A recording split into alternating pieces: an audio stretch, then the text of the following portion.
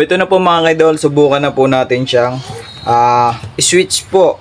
So titingnan po natin kung nagana po yung hazard natin. So try po natin mga idol, pindutin. So pindutin natin. Ayan, makikita nyo naman po mga idol, gumagana na po yung hazard natin na kinabit. So what's up mga idol, ito may panibago na naman po tayong tutorial. So meron po tayo dito ang flasher po mga idol. Ito kung nakikita nyo, nag-wiring tayo dito ng flasher. So mag-tutorial po tayo ng kung paano naman po maglagay po ng hazard.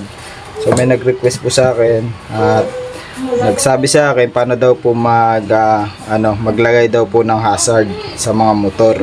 So ito po mga idol, i-demo ko po sa inyo. Ito na po, kung makikita nyo dito, meron tayo dito switch.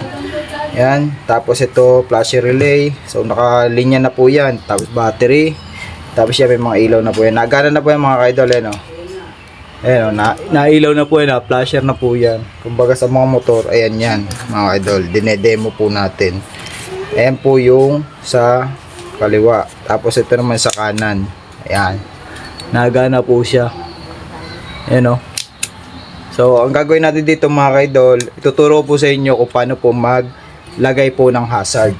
So ito po yung gamit nating switch. Ayan, 3 wire po yan mga idol. Ayan o, 3 wire po yan. Pero pwede rin pong gawin mga idol yung hello switch, pwede nyo rin din pong gamitin yon. Pero ito pwede rin din po to sa hazard. Ayan o, kung makikita nyo, pang hazard po yan.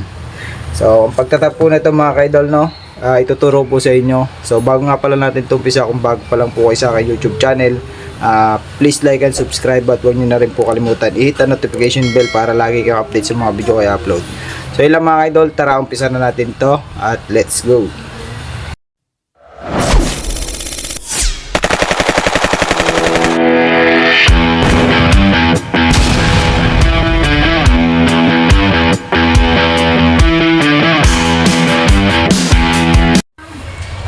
So ito na po mga idol, umpisa na po natin. Yan, kung makikita nyo po sa mga motor ninyo mga idol, ay meron po siyang switch.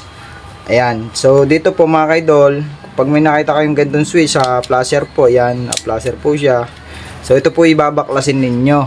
So dito po natin nahanapin yung wire na pagtatapan natin para malagyan po natin ng hazard mga idol. Kahit 10 motor mga idol.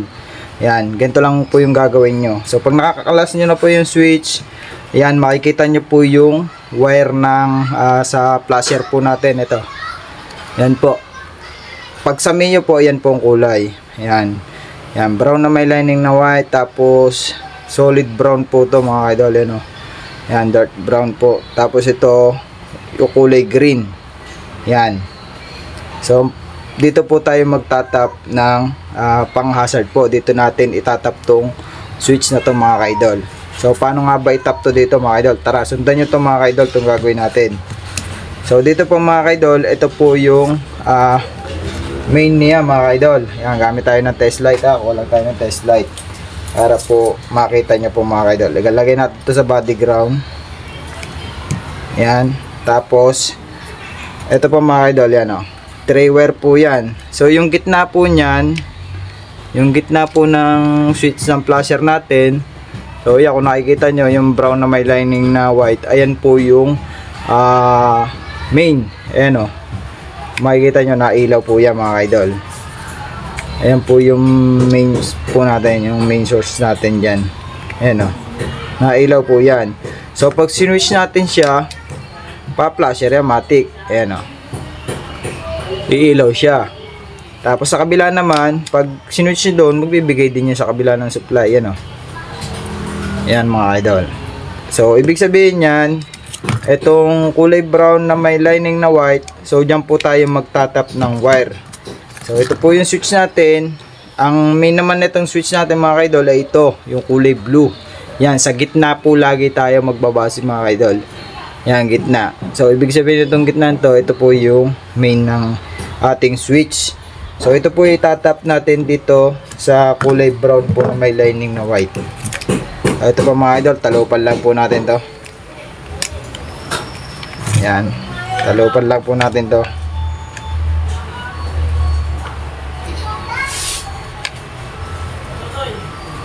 So ito po mga idol, yung brown na may white.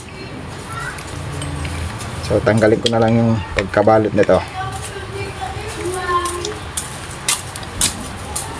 So ayan mga idol, itong switch na to ay dito po natin itatap yung kulay blue. So ayan po, naitap na po natin yung kulay blue dito po sa brown na may lining na white. Tapos ito naman pong wire na to mga idol, kahit po siya magkabaliktad dito sa dalawang to ay okay lang po. So itap po natin siya. Itap po natin siya dito sa kabila. Kahit po magkabaliktad dyan, okay lang po mga idol, kasi hazard lang naman po siya. Tapos itong isang wire dito na natin itap. Yan. So yan na mga idol, na-tap na po natin. Yung kulay blue ay tinap natin dito sa main. So main din po to mga idol, ito. Tapos yung left and right, ayan po, tinap po natin tong dalawa naman. Kahit po magkabaliktad ay okay lang. So yan po mga idol, ulitin ko po sa inyo, no. So pag po magkakabit tayo ng hazard, ano nyo lang po mga idol, tanggalin nyo lang po yung inyong switch. Tapos tingnan nyo po kung saan po nakalagay yung switch ng left and right na sa flasher po mga idol. Ayan o, kung makikita nyo dito. So sundan nyo lang po yan, tatlong wire lang po yan. Tapos dyan nyo na po ikabit yung switch. Ayan, habaan nyo lang kung saan nyo po itatap sa mga motor ninyo mga idol. Basta yung switch lang po yung babaklasin nyo, makikita nyo na po yung tatlong wire. Napakadali lang po nito mga idol. Ito na po mga idol, subukan na po natin siyang switch po. So titingnan po natin kung nagana po yung hazard natin. So try po natin mga idol, pindutin. So pindutin natin. Ayan, makikita nyo naman po mga idol, gumagana na po yung hazard natin na kinabit. So ito nga pala mga idol, no, pag po kayo nagkabit ng hazard, pagka stock pa po yung relay nyo, yung flasher relay, yung ganito. So pagka po kayo nagkabit ng hazard at hindi po siya gumana, naka-stack lang po siya na mahina yung ilaw niya, ibig sabihin po nun, hindi po kaya ng relay. So bibili po kayo talaga ng gantong relay. Yan, bibili po kayo ng relay sa mga shop. Kahit ano pong relay mga idol, pwede po yan.